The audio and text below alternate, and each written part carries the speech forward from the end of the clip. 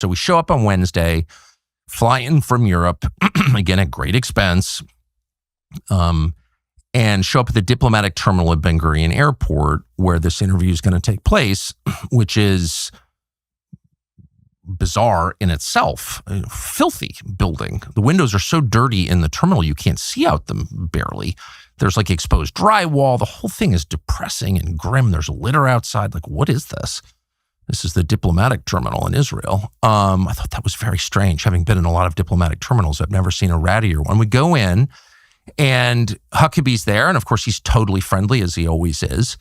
Very, very friendly guy, and cheerful, and we sort of chat, and the whole place is filled with these guys in T-shirts, thuggish-looking guys in T-shirts who are some kind of security.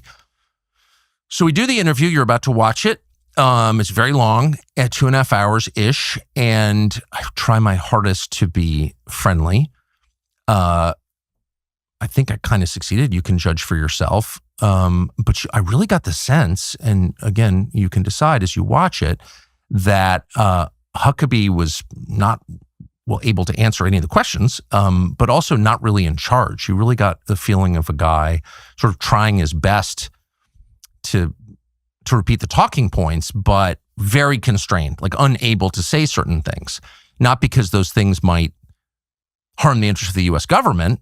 He was happy to attack, for example, the U.S. military and say they're more brutal than the Israeli military. Okay. But unwilling to say certain things because they might reflect poorly on the Israeli government.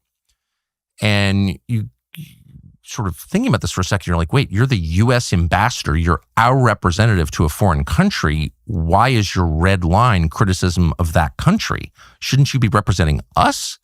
And it was very obvious he was representing the Israelis. Obvious. And again, you can judge for yourself. But anyway, so we do this interview. It was cordial. And at the end, we're set to fly out. We have a time. We have to get out. And the plane is sitting right outside. And we're ready to go. And for some reason, the Israelis still have our passports. There are 5 of us there. And 4 of us are flying out on this plane. One's flying out commercial with our gear. So my business partner and I, sort of standing there, we've never left the airport, never went anywhere. But our 2 producers have spent the night before in Tel Aviv. And they're called into rooms and given the 3rd degree. Now, keep in mind, they're about to get on a plane and leave. In fact, we're late. We have to get out of there. We have a slot to get out. And security, whoever this is, won't let them go. So I don't really know what's going on at this point. I'm like, where are our guys? We got to get out of here. So one of them comes out and he says, that was the weirdest experience in my life. They asked me questions about the interview. Who did you speak to?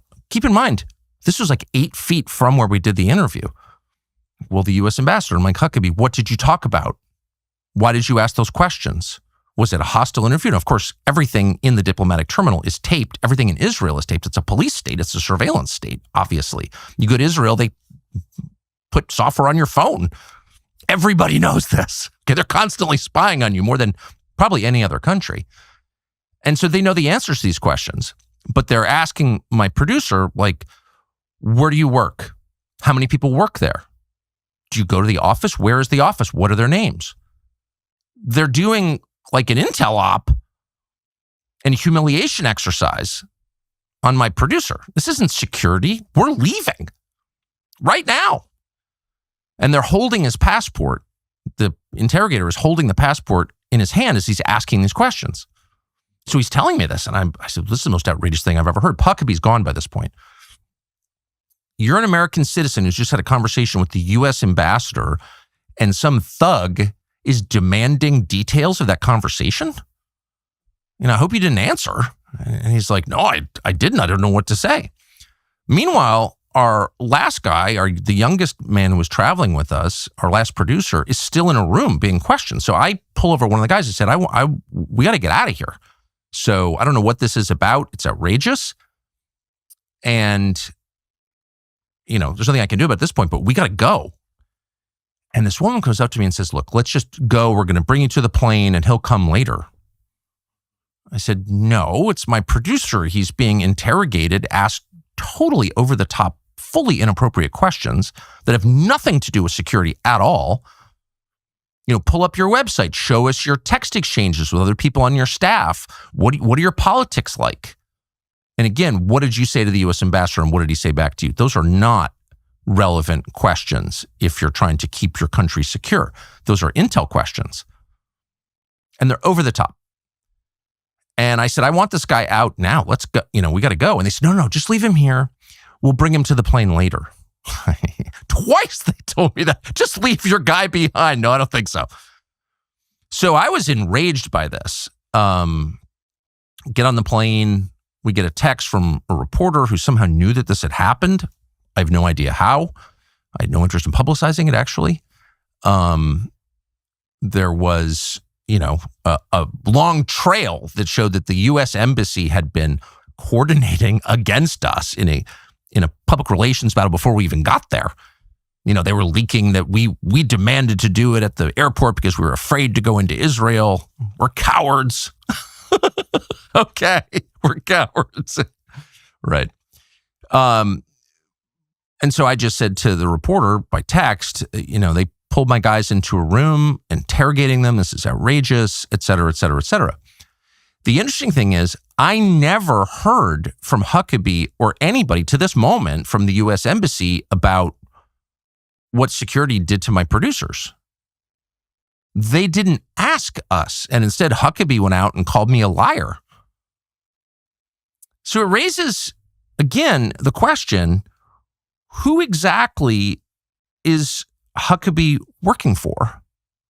We're American citizens in a foreign country. He's our ambassador. He represents our country. We pay his salary, but he's taking the side of the foreign government without even calling to say, hey, what happened to you at the airport? Did you get hassled? Did your guys get hassled? No.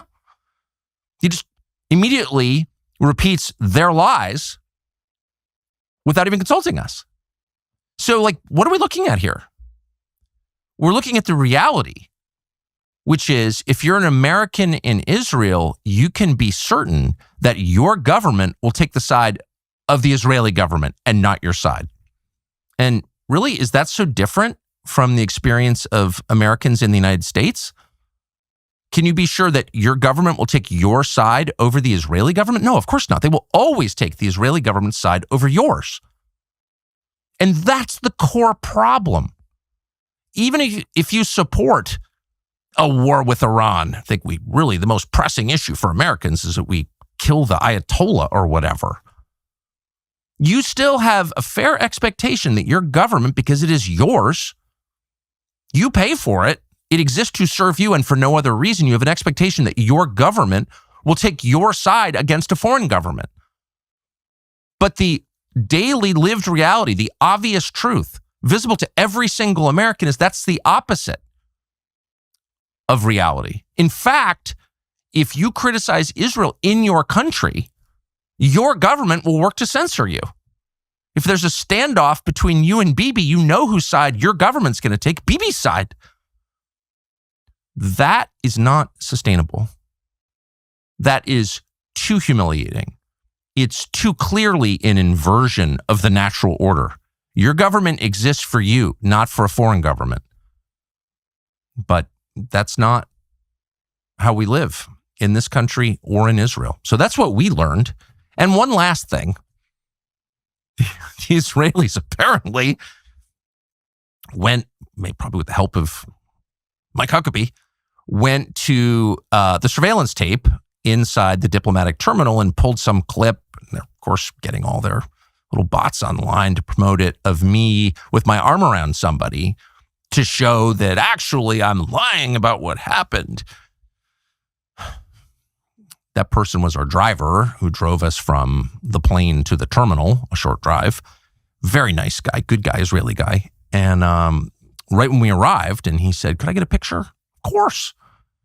He's a nice man. So I just put my arm around him, took a picture. That's what that is. That was before the interview. It was before our producers were hassled by the thugs and asked ridiculous questions. It was before any of this happened. So that's just another installment of the propaganda war. Thought we'd give you the backstory on that. So the new year is here, but that does not mean you've got to overhaul your whole life, despite claims to the contrary. You don't have to take drastic measures. Make a few changes here and there, and you'll be a lot better off. And you can start with the snacks in your pantry. Now, products from standard American chip brands are, let's be honest, pretty repulsive, filled with chemicals that make you feel heavy and bloated. They don't even taste that good. They're not good for you. We recommend an upgrade with Masa chips. Masa is the easiest way to eat clean without feeling like you're on a diet. The chips contain 3 ingredients. That's it. Organic corn, sea salt, 100% grass-fed beef tallow, and that is it. No seed oils, no mystery chemicals, just food, actual food.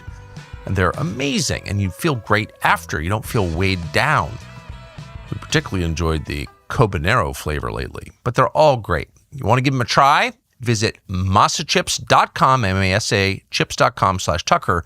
Use the code Tucker for 25% off your first order, or you can click the link in the video description, or you can scan the QR code to claim this outstanding offer.